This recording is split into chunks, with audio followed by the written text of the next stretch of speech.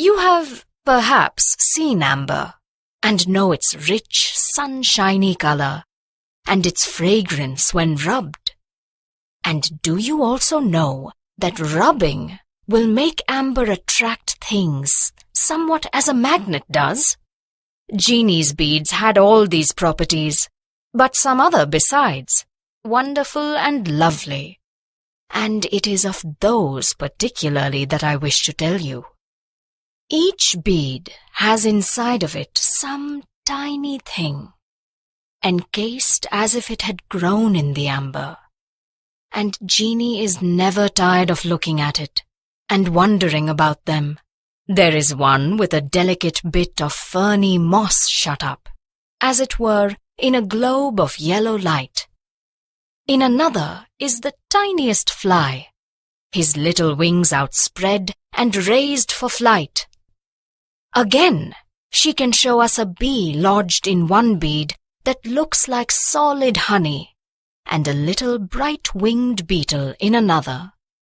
This one holds 2 slender pine needles lying across each other, and here we see a single scale of a pine cone, while yet another shows an atom of an acorn cup, fit for a fairy's use. I wish you could see the beads, for I cannot tell you the half of their beauty. Now, where do you suppose they came from?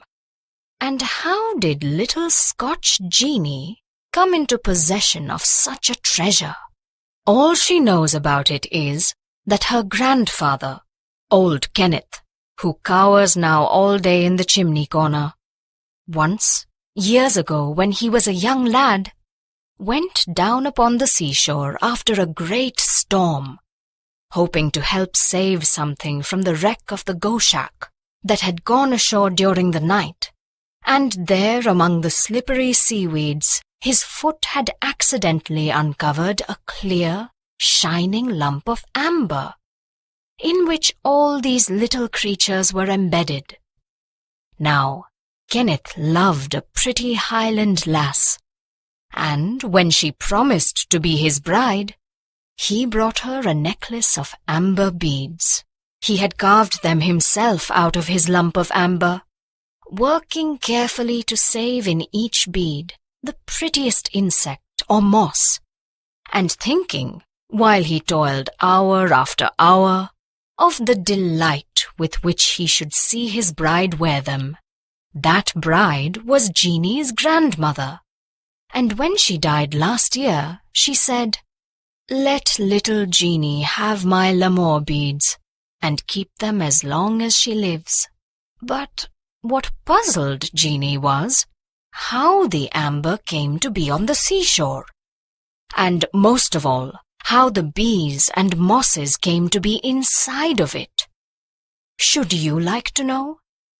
If you would, that is one of Mother Nature's stories, and she will gladly tell it. Hear what she answers to our questions. I remember a time, long, long before you were born, long even before any men were living upon the earth.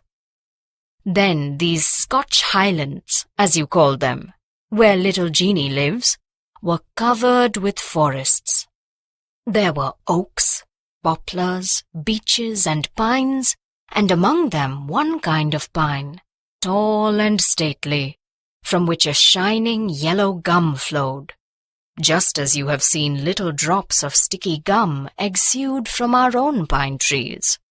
This beautiful yellow gum was fragrant, and as the thousands of little insects fluttered about in the warm sunshine, they were attracted by its pleasant odor, perhaps, too, by its taste, and once alighted upon it, they stuck fast and could not get away, while the great yellow drops oozing out surrounded and at last covered them entirely. So, too, wind-blown bits of moss, leaves, acorns, cones, and little sticks were soon securely embedded in the fast-flowing gum, and as time went by, it hardened and hardened more and more, And this is amber. That is well told, Mother Nature. But it does not explain how Kenneth's lump of amber came to be on the seashore. Wait, then, for the second part of the story. Did you ever hear that, in those very old times, the land sometimes sank down into the sea? Even so deep that the water covered the very mountain tops. And then, after ages, it was slowly lifted up again. To sink, indeed, perhaps yet again and again. You can hardly believe it, yet I myself was there to see. And I remember well when the great forests of the north of Scotland, the oaks, the poplars, and the amber pines, were lowered into the deep sea. There, lying at the bottom of the ocean, the wood and the gum hardened like stone, and only the great storms can disturb them, as they lie half buried in the sand. It was one of those great storms that brought Kenneth's lump of amber to land. If we could only walk on the bottom of the sea, what treasures we might find!